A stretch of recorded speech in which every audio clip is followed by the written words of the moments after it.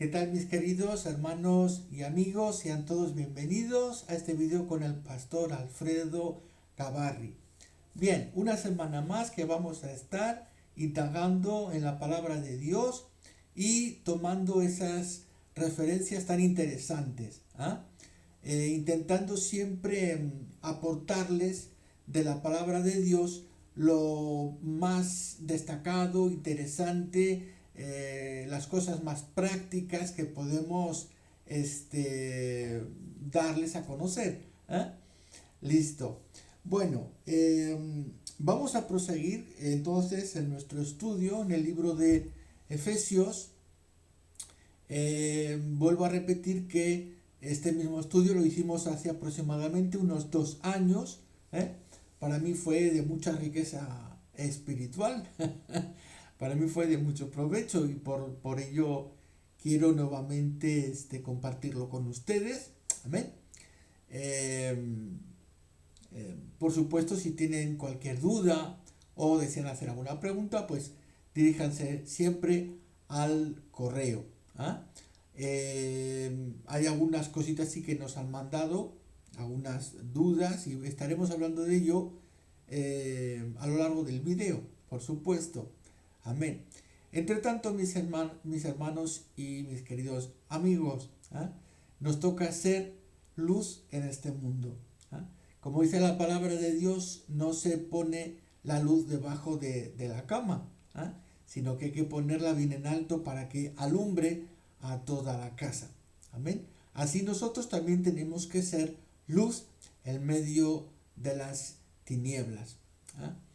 Y a veces las tinieblas no solamente se encuentran en el mundo, en aquellos que no conocen a Dios. Por desgracia, las tinieblas también a veces están dentro de lo que llamamos iglesia. Y es penoso y es triste de que haya tanta falta de conocimiento. En un mundo donde abunda la tecnología, en el mundo de las comunicaciones, en el mundo de tantas aplicaciones cristianas, vamos a decir, Biblias, comentarios, etc. Hay muchísimo material y sin embargo los creyentes nadan en la ignorancia, desgraciadamente. Hay pocas iglesias que se preocupen realmente de guardar la doctrina, de guardar la bandera de la verdadera fe. Hay muy poquitas iglesias, hay muy poquitos pastores, que traten de seguir realmente el verdadero evangelio, el evangelio que nos dejó nuestro Señor y Salvador Jesucristo. Hay muy pocos pastores que se preocupen de estudiar, de escudriñar y de anunciar este verdadero evangelio. Así que les animo a todos ustedes a escuadriñar las escrituras. Nosotros no seguimos a una denominación. Nosotros queremos seguir a Cristo. Nosotros no seguimos las ordenanzas de una persona, de un ser humano. Seguimos las enseñanzas que Dios ha dejado plasmadas en la palabra de Dios. La Biblia es nuestra guía. La Biblia para nosotros tiene todo el contenido necesario para poder guiarnos hacia toda la verdad. Amén. Así que vamos entonces a seguir escudriñando la palabra de Dios. Vamos a estar empapándonos de estas realidades en las cuales debemos de vivir y prosperar. Amén.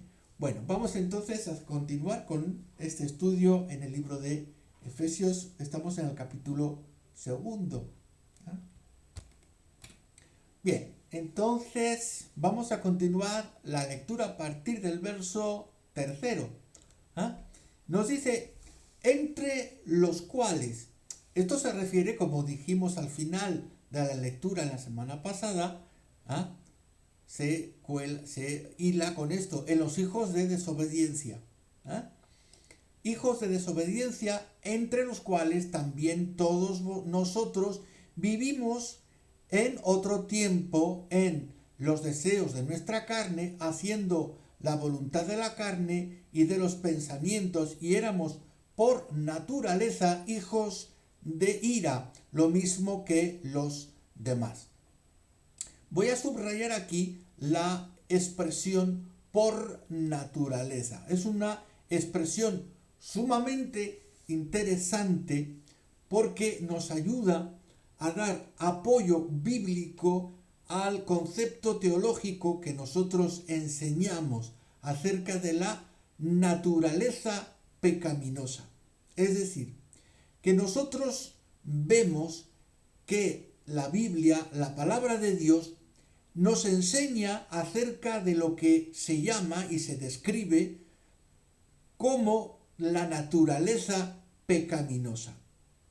Es decir, que si yo voy a indagar en la palabra de Dios y quiero buscar el concepto de naturaleza pecaminosa, lo voy a encontrar con facilidad porque existe en la Biblia, existe en la palabra de Dios. Por lo tanto, yo puedo predicar con toda libertad que hay una naturaleza pecaminosa. Y esta naturaleza pecaminosa es heredada de Adán. Entonces, lo que nosotros enseñamos, ya esto lo he explicado las semanas anteriores y en otros videos, por supuesto, lo que nosotros enseñamos es que el hombre hereda, tiene una herencia, malísima herencia, pero ahí la tenemos, ¿ok?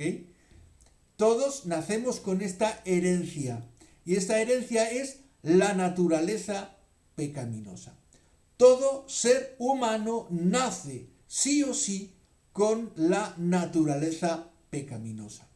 Ahora bien, como les he dicho, ustedes van a la Biblia a buscar este concepto naturaleza pecaminosa y lo van a hallar con facilidad.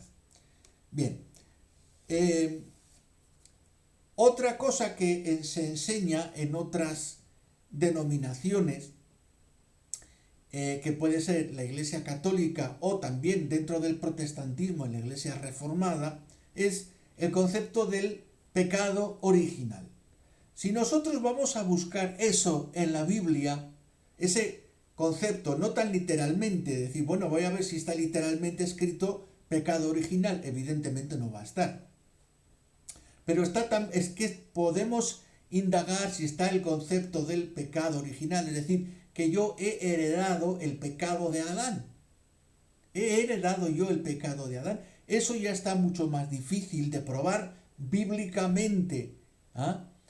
Nosotros hemos heredado las consecuencias de la caída de Adán, de la caída de nuestros padres, Adán y Eva. Hemos heredado las consecuencias, la muerte espiritual, la cual nos aparta de Dios.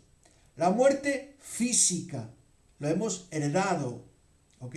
La enfermedad, el trabajo físico, lo hemos heredado de nuestros padres, Adán y Eva. La ira de Dios sobre nosotros a causa del pecado, lo hemos heredado.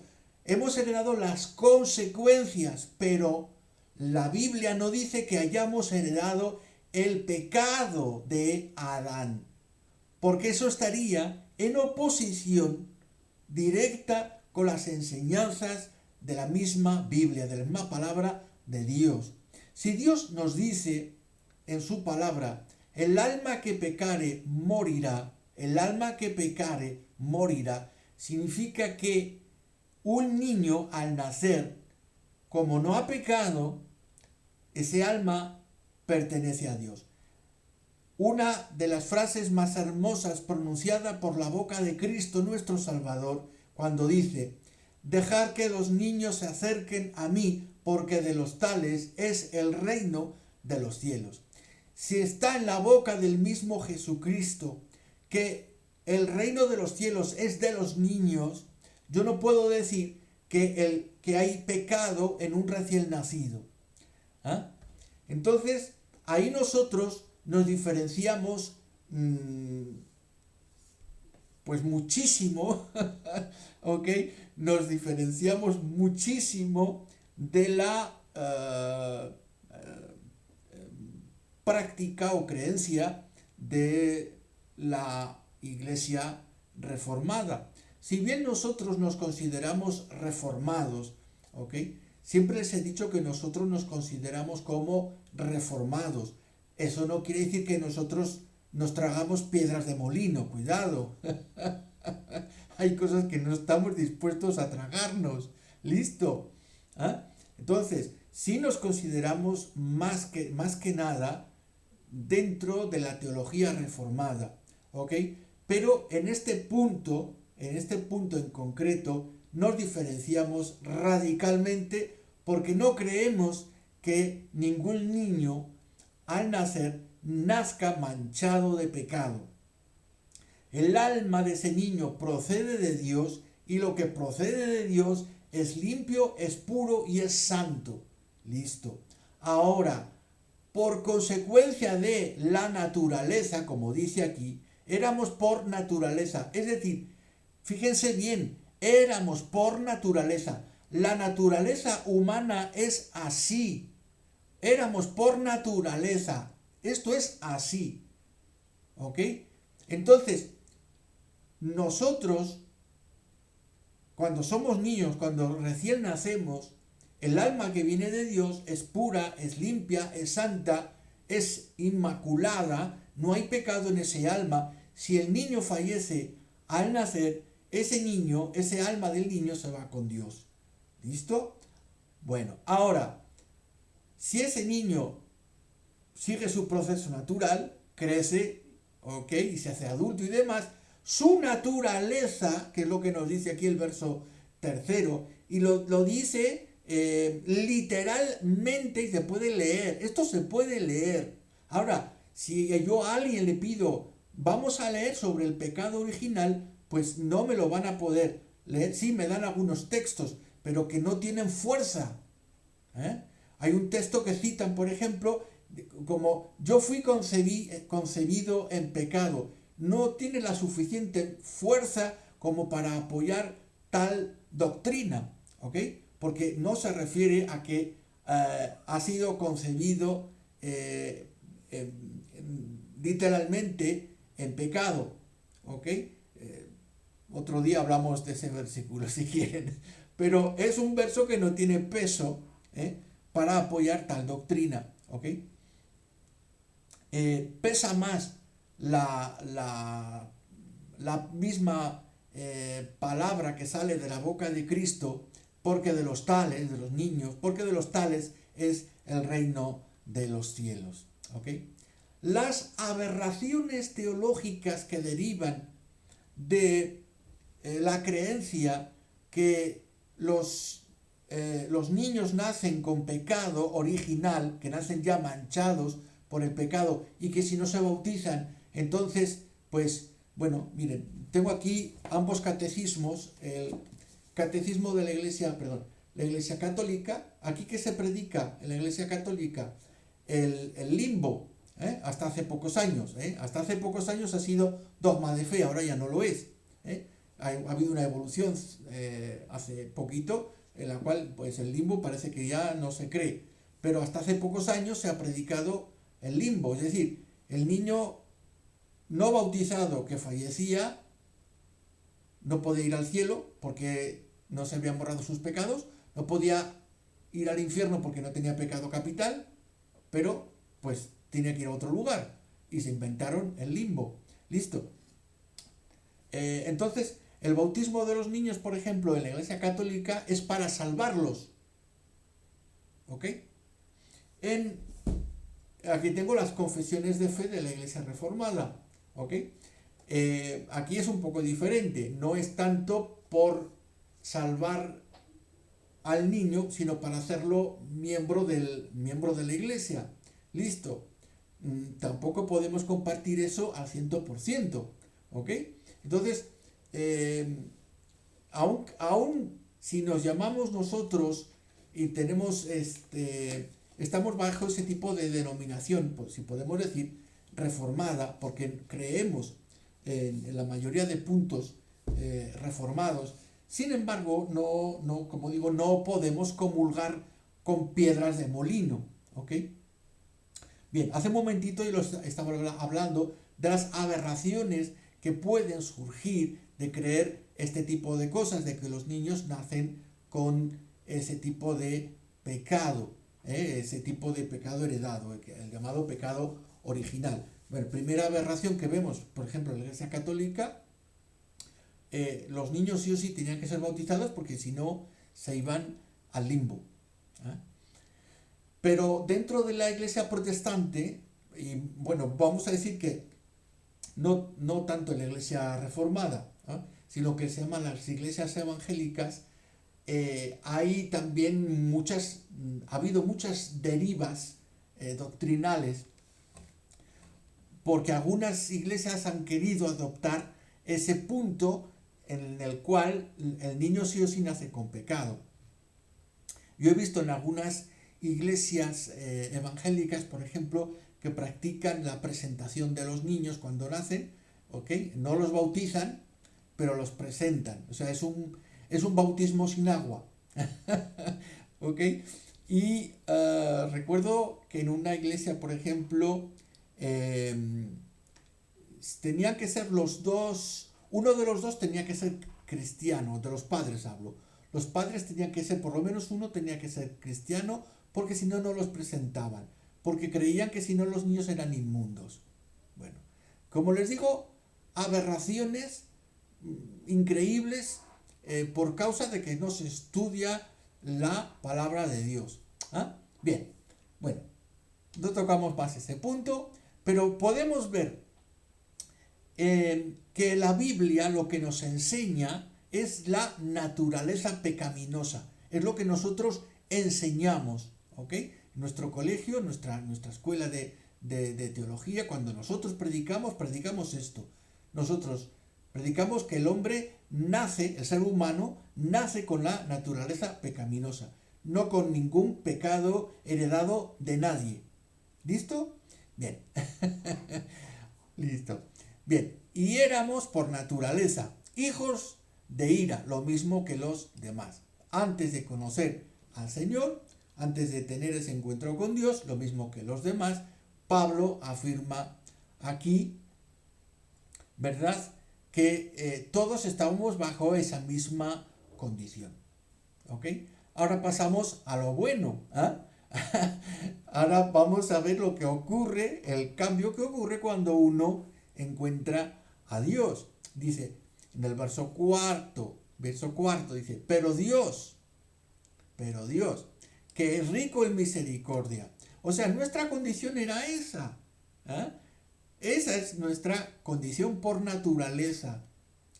Si bien no nacemos con un pecado original, nacemos con una naturaleza heredada de nuestro padre Adán, y cuando nos desarrollamos, cuando nuestras mentes evolucionan, cuando nos hacemos adolescentes, pues nos viene pues esa cosita. Y estamos en tendencia hacia el pecado. Les he puesto este ejemplo muchas veces, pero lo vuelvo a repetir porque es muy claro. Un niño pongamos de 4 o 5 años, que tiene sus manos y su boca todo manchado de chocolate, y le pregunta a la mamá quién se ha comido el chocolate, y el niño de 5 años dice, yo no. Y lo han pillado, está ahí con todo, o sea, ahí están las pruebas, está todo manchadito de chocolate. Sin embargo, el niño miente. ¿Ok? Es la tendencia hacia el mal. Eso lo tenemos ahí metido. En nuestra naturaleza. ¿Ok? Listo. Ahora, dice, pero Dios, que es rico en misericordia, por su gran amor con que nos amó. Eso es maravilloso. Y aquí vamos a ver a partir de estos versos cómo se ha desarrollado la salvación desde la eternidad. Como yo les estoy enseñando desde hace ya muchas semanas, no es que justo en la cruz del Calvario, o justo en el nacimiento de Cristo, o a partir del nacimiento de Cristo, o a partir de la cruz del Calvario, ya está la gracia y ya es la salvación. No, no es así, eso no es lo que enseña la palabra de Dios. El nacimiento de Cristo fue un cumplimiento, la crucifixión fue un cumplimiento, ¿listo? Pero la salvación del hombre ocurre desde la eternidad. Antes de la creación de todas las cosas, Dios ya había preparado la salvación de todos nosotros. Por eso desde el verso 4, fíjese cómo se expresa en pasado y dice: pero Dios, que es rico en misericordia, por su gran amor con que nos amó, eso es pasado. Pero Él es rico en misericordia y eso es presente. Este presente no es el presente en el cronos. Ya me están oyendo a veces hablar estas últimas semanas de lo que llamamos el tiempo natural, que se llama cronos, y el tiempo de Dios, que es el kairos. El tiempo en el transcurso de las cosas de Dios ocurre con otra denominación, con otro nombre en griego, y lo llamamos kairos. Entonces, Dios es rico en misericordia, eso ocurre en el kairos, y el amor con que nos amó ocurre también en el kairos, ¿ok? En presente y en pasado, pero sin embargo ocurren en el kairos. Listo. Dice: aun estando nosotros muertos en pecado, ¿ok? Aun estando nosotros muertos en pecado, estábamos muertos, nos dio vida con Cristo, nos dio vida en pasado, ¿ok? Estábamos muertos y nos dio vida en pasado, tiempo pasado, ¿ok? Al principio de este capítulo primero, nos intensifica más este tiempo kairos cuando nos habla de que la salvación ocurre desde la eternidad. Listo. Dice: aun estando nosotros muertos en nuestros pecados, nos dio vida juntamente con Cristo. Y aquí hay una frase que, aunque está entre paréntesis, porque algunos piensan que puede ser un texto que podía haber estado añadido. Bueno, no creo que haya sido en ningún modo un texto añadido, así que realmente pienso que esos paréntesis ahí están de más. ¿Listo? Este texto se encuentra en prácticamente la totalidad de todos los manuscritos que tenemos, así que confiamos que todo el versículo entero, como está, es auténtico. Somos salvos por gracia. Amén. Listo. Bien. Lo que más nos puede, lo que más podemos resaltar, ¿okay?, que más nos puede llamar la atención, hay varias cosas entre los versículos 4 y 5, pero podemos hablar de las riquezas de Dios, porque nos habla que es rico en misericordia. ¿Okay? Dios es rico en misericordia. Si algo caracteriza la naturaleza de Dios es su misericordia. De tal manera que, aunque Él sabía de antemano, antes de crear al primer hombre, que todos los demás íbamos a pecar, a pesar de todo eso, su misericordia, ¿ok?, su misericordia empuja al mismo Dios a crear al ser humano y a proveer la salvación para el ser humano. La misericordia es un potente motor que mueve a Dios. Aleluya. Gloria al Señor. Bien. Nos habla de su misericordia y en el verso 4 y también nos habla de su gran amor con el cual nos amó. Nos amó y nos sigue amando. Les insisto que esto está visto en la perspectiva del kairos, así que se considera que siempre en nosotros Dios es misericordioso y Dios siempre tiene esa porción de amor para darnos. Amén. Gloria al Señor.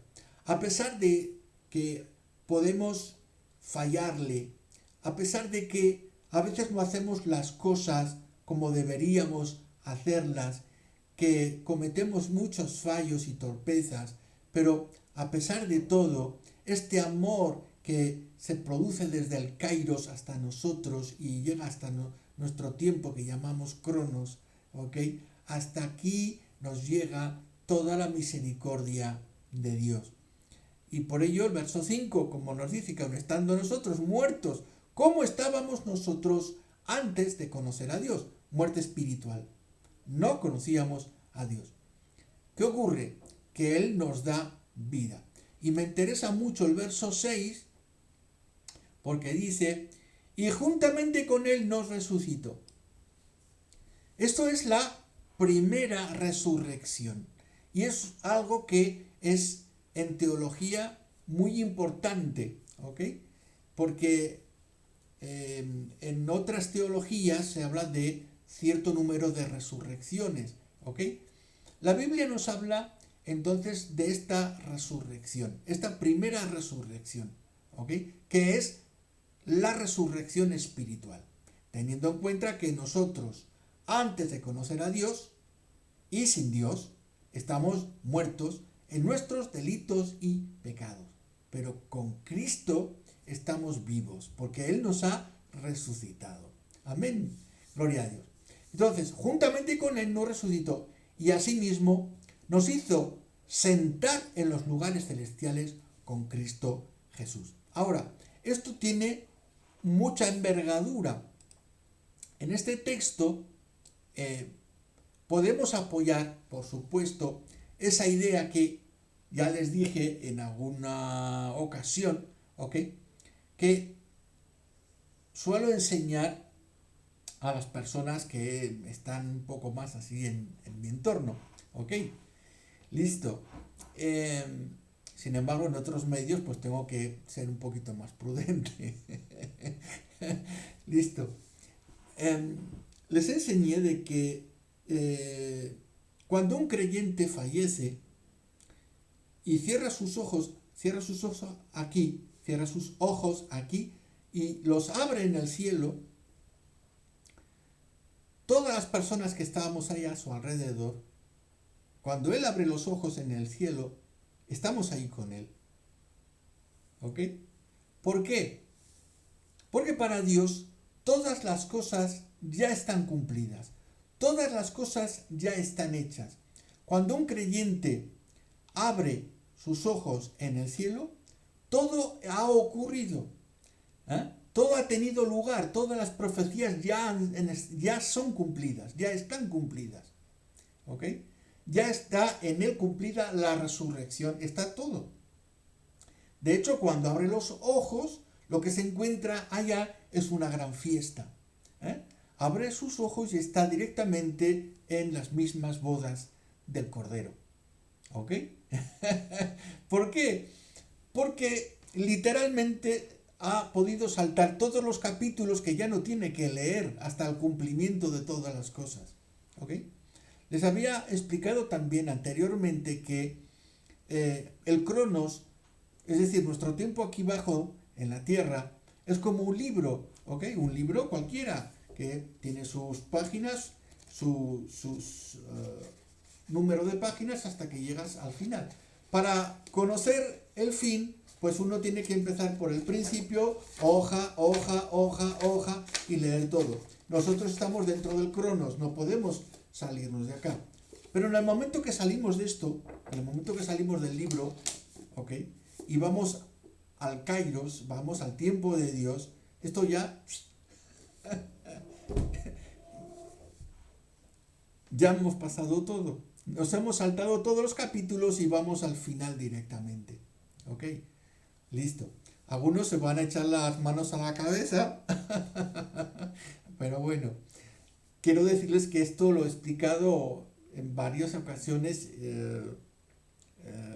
Una de las ocasiones que más me dio gusto compartir fue con un profesor de teología, eh, un pastor muy viejito, tenía más de 80 años, con 50 años de ministerio, él también profesor de teología, ¿ok? Y me dijo, Alfredo, de verdad que es una tesis magnífica. ¿Por qué? Porque él me dice, me hace ver la Biblia mucho más completa. ¿Ah? Gloria a Dios. Así es. Cuando pude reflexionar en esto y pude comprender esta verdad, yo la tengo como una verdad para mí, ¿ok? Tengo esa seguridad en la escritura. ¿Ah?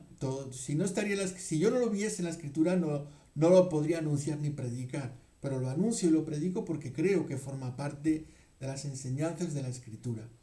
Cuando uno sale de este tiempo, sale del cronos, cuando un cristiano fallece y entra en la dimensión de Dios, allá está todo cumplido, ya no hay nada más que cumplir.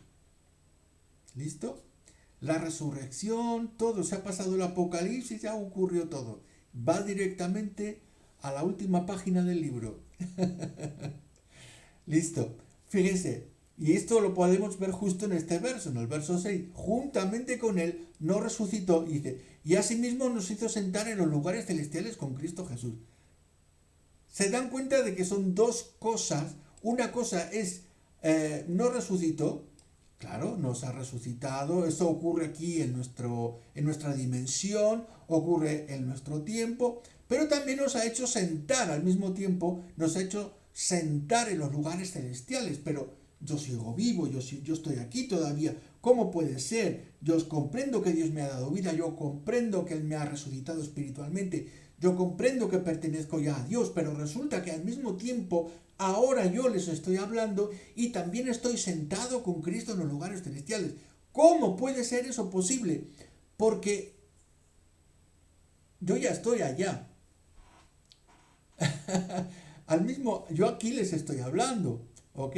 Pero la dimensión de Dios en el Kairos, donde no hay tiempo, ahí no hay tiempo, no hay dimensión. No es como aquí, ¿ok? Las cosas están ya cumplidas. Alfredo ya está arriba. En el Kairos, Alfredo ya está arriba. ¿Listo? En el Cronos estoy aquí predicando, pero en el Kairos estoy allá arriba. Estoy allá y estoy sentado con Cristo en los lugares celestiales. Amén. Y esto lo vemos literalmente en el verso 6. Amén. Cuando les dije desde el principio de este estudio de que el libro de Efesios contiene una esencia teológica, ¿cómo se dice? Lo sé decir en francés, pero no sé decirlo en español. En francés decimos inépuisable, que no se puede nunca acabar, inacabable, bueno, que siempre estás escarbando, siempre hay cosas, ¿ok? Siempre hay. El libro de Efesios por eso me gusta, porque muestra una teología muy avanzada, muy avanzada. Listo. Ahora, verso 7, vamos un poco ya avanzando. Listo, dice, para mostrar en los siglos venideros las abundantes riquezas de su gracia en su bondad para con nosotros en Cristo Jesús. Ahora, fíjese que aquí nuevamente vemos esta complementariedad. No podemos hablar de oposición, sino todo lo contrario, es una cosa que se complementa. Para poder entender en su totalidad el alcance de las escrituras, hay que entenderlo de esta manera. El cronos y el kairos. Nuestro tiempo, nuestra dimensión y la dimensión de Dios. El tiempo de Dios, por así decir, entre comillas, aunque Dios no se puede medir con tiempo porque Él es eterno. Listo. Y todas las cosas en Dios son eternas. Amén.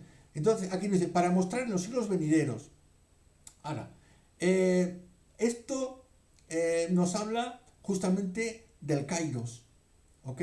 Las riquezas de su gracia, eso está en el cronos, porque las hemos recibido ahora. Pero cuando se refiere a los siglos venideros, al tiempo de los tiempos, ¿ok? En latín podríamos decir per secula seculorum. Mostrar en los siglos, ¿ok? Esto nos está mostrando justamente aquí ese contraste, ¿ok? los siglos venideros y al mismo tiempo las riquezas de su gracia que ya estamos gozando nosotros. Amén. Ahora, pasamos al verso 8 para no entretenernos demasiado. Dice, porque por gracia sois salvos por medio de la fe. ¿Ok? He repetido hasta el cansancio, yo creo, que nosotros somos exclusivamente salvos por gracia. Y Dios salva exclusivamente por gracia. Tanto en el Antiguo Testamento como en el Nuevo Testamento, Dios salva siempre por gracia. Aún los teólogos más aférrimos en el dispensacionalismo y en el, ¿cómo se llama lo diré. A veces me escapan los términos, ¿ok? Bien, en el dispensacionalismo creen que hay, por decir así, como esta medida específica en la cual la salvación depende también en medida de lo que hace el hombre. No solamente la gracia soberana de Dios, sino que el hombre pone su granito de arena mediante ese, podríamos decir, simbolismo en el cual uno acepta o no acepta a Cristo. ¿Okay? O sea que interviene, según algunos dispensacionalistas, interviene también el hombre. Ahora, lo que enseña aquí la palabra de Dios, ¿qué es? Que somos exclusivamente salvos por gracia. La gracia es algo dado, y si es algo dado, yo no aporto nada. Yo no puedo regalarme a mí mismo. El regalo no me lo hago yo, me lo hace Dios. Por lo tanto, la gracia no viene de mí, la gracia viene de Él, la salvación viene de Él, por lo tanto yo en esta ecuación estoy fuera. Ya lo hemos repetido en otras semanas, en otras predicaciones, ¿listo? Entonces, nosotros aquí estamos completamente fuera de la ecuación. Dios ha hecho las matemáticas perfectas y sus cuentas cuadran. Ahora, si nosotros metemos ahí la mano, ya no cuadran. La salvación es perfecta porque no es humana. La salvación es perfecta porque es divina. Tiene su origen en Dios, no en el hombre. Amén. Listo.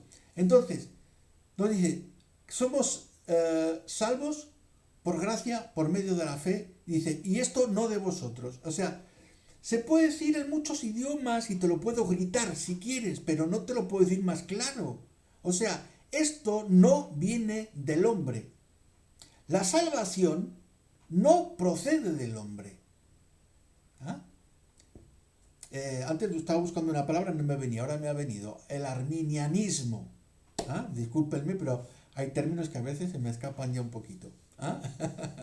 El arminianismo. Entonces el arminianismo tiene en cuenta en la salvación la voluntad del hombre y la decisión del hombre. ¿Okay? En el lado reformado no tenemos esas cosas así. En el lado reformado nosotros predicamos de que es la soberanía de Dios la que cuenta. Dios ya ha hecho todo. Listo. El hombre no tiene que hacer nada para la salvación, porque ya está todo hecho. Lo único que tiene que hacer el hombre es la obediencia. Obedecer. Listo. Nos dice entonces, por gracia sois salvos por medio de la fe, y esto no de vosotros. Esto es una sacudida a todas las posibles teorías dispensacionalistas o arminianas. ¿Ok? La salvación no procede del hombre, es un don de Dios. ¿Listo? En el verso 9, no es por obras, no sois salvo a través de las obras. Dentro del catolicismo, una de las, podemos decir claramente, una de las herejías más fuertes que hay es que el hombre se salva a través de las obras meritorias. Es decir, que tienes que hacer méritos para ganarte la salvación. ¿Ok?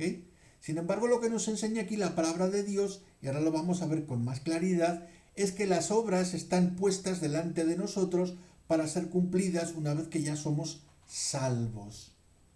O sea, que hacemos obras porque somos salvos, pero no hacemos obras para ser salvos. ¿Ok? Conceptos totalmente diferentes con la teología católica. ¿Ok? Listo. Entonces, no por obras, para que nadie se gloríe. Ahora, perdón, el verso 10 nos dice, porque somos hechura suya. Y ahora nos está hablando de un concepto que vamos a ver sobre las obras. Lo tenemos aquí, las buenas obras. En el verso 9 nos dice que no somos salvos por las obras, pero en el verso 10 nos vuelve a hablar de las obras. ¿Por qué nosotros tenemos que hacer buenas obras? ¿Para ser salvos? No. ¿Porque somos salvos? Sí. La respuesta la tenemos al principio. ¿Por qué tengo que hacer buenas obras? Nos dice, porque somos hechura suya. O sea, el verso 10 comienza con una respuesta a la pregunta, ¿por qué el creyente tiene que hacer buenas obras? La respuesta ya en el verso 10, porque somos hechura suya, creados en Cristo Jesús. ¿Ok? La misma palabra de Dios nos dice que nosotros somos una nueva creación. Dice, todas las cosas han pasado y todas son hechas nuevas. ¿Ok? Somos una nueva... en la Reina Valera dice somos nueva criatura, porque sois nueva criatura. ¿Ok? Nueva criatura. Pero en el original en griego más bien dice que somos nueva creación. ¿Ok? Listo. Ahora, las obras buenas nosotros las tenemos que hacer. Claro, no para ser salvos, sino porque somos salvos. ¿Por qué los tenemos que hacer? Porque somos hechura suya. Hechura significa, hay varias explicaciones a esta palabra. Hechura, primero, significa hecho por alguien, hechura. Soy hechura de Dios porque Dios me ha hecho. Hechura significa a la manera de alguien que hace. ¿Ok? Entonces, practico las buenas obras porque estoy hecho por Cristo, porque soy algo nuevo, pero también porque tengo ya en mí algunas características del que me ha creado, que es Cristo. Amén. El amor que Cristo tiene ya está en mí, así soy una persona con amor. Si soy una persona buena, no es porque Alfredo antes era bueno, no. Seguramente sería muy malo, pero no. Si puedo ser buena persona, es porque Cristo habita en mi vida. ¿Ok? Las buenas obras las hago porque soy hechura de Cristo. Cristo me ha hecho y tengo el molde de Cristo. Estoy en el molde de Cristo. ¿Ok? Listo. Las cuales, hablan de las obras, Dios preparó de antemano. Miren, desde el primer capítulo nos habla de todas las cosas que Dios ha preparado de antemano, desde nuestra salvación, desde la gracia, pero también las buenas obras. Todas las cosas que tú tienes que hacer, Dios ya las ha provisto desde antes de todos los siglos para que tú las hagas. No te vayas a perderlo. ¿Eh? No puedes pasar por alto lo que ha sido preparado ya por Dios desde antes de todos los siglos para que tú lo hagas. Ha sido planificado. Tú no puedes decir, bueno, voy a pensar, otro día lo haré, cuidado, porque como hagamos eso estamos en grave pecado. En grave pecado de desobediencia. Si Dios te pone algo que tienes que hacer, tú lo tienes que hacer por el simple hecho de que ha sido preparado por Dios cuidadosamente desde antes de todos los siglos. Bien, preparó de antemano para que anduviésemos en ella. Por lo tanto, acordaos que en otro tiempo vosotros los gentiles en cuanto a la carne erais llamados incircuncisión por la llamada circuncisión hecha con mano en carne. En aquel tiempo estabais sin Cristo, alejados de la ciudadanía de Israel, ajenos al pacto de la promesa, sin esperanza y sin Dios en el mundo. Listo, vamos a cortar aquí ya el video para no hacerlo demasiado largo, pero vemos claramente estos conceptos. Antes, sin Dios, sin ciudadanía, alejados de las promesas. ¿Ok? En cuanto a la carne, nos podíamos considerar incircuncisos. Ahora, la circuncisión, es decir, la señal del pacto, está en nuestros corazones. No por mano del hombre, sino por Dios mismo en nuestras vidas. Amén. Bien, espero de verdad con todo mi corazón que todas estas reflexiones les ayuden a todos ustedes a caminar, a ser íntegros en la doctrina. No podemos sacarnos doctrinas de la manga, creencias como lo digo yo, si bien nosotros nos consideramos reformados, no vamos a comulgar con piedras de molino. Eso nunca. ¿Listo? Siempre la palabra de Dios. Otra cosa, por ejemplo, que podemos decir para terminar, y que hace poco justamente yo hablaba con un pastor, le hablaba de los concilios, por ejemplo, dentro de la iglesia reformada, lo que se llaman las confesiones de fe, ¿ok? Pero yo le decía a este pastor, a ver, los concilios o las confesiones de fe, o lo que puedan firmar ciertos grupos de pastores o demás, ¿vale? Yo le decía, esto puede estar bien, pero no, eso no es la Biblia. Listo. Es que si no firmas aquí, no formas parte de tal grupo. Es que si no te adhieres a esta doctrina, no formas parte de tal grupo. ¿Y a mí qué me importa? ¿Y a mí qué me importa? Si yo lo que quiero firmar es la palabra de Dios, yo estoy de acuerdo con lo que dice la palabra de Dios y punto. Listo. ¿Qué me importa a mí que en ciertos puntos de la confesión de Bélgica estén en total contrariedad? ¿A mí qué me importa? Si a mí lo que me importa es que esté en favor y a favor de la misma palabra de Dios. Amén. Listo. Entonces, esto lo compartí hace poco con algunos pastores. Si yo le decía, los concilios están bien y las confesiones de fe, por supuesto, son muy necesarias, cuidado, son muy necesarias, porque con ello nosotros lo que tratamos es de unificar un poquito lo que creemos, ¿no? Y estar juntos, un grupo de pastores o de iglesias, bajo una misma creencia, bajo una misma denominación que llamamos, listo. Pero tampoco me pueden a mí hacer comulgar con ruedas de molino, lo siento mucho, lo siento mucho, no, eso nunca. Siempre la palabra de Dios por delante. Amén. Bueno, como les digo, espero con todo mi corazón que esta palabra haya inundado sus corazones, les haya animado. Amén. Y bueno, nos vemos en un próximo video. Sigamos orando siempre los unos por los otros. Amén.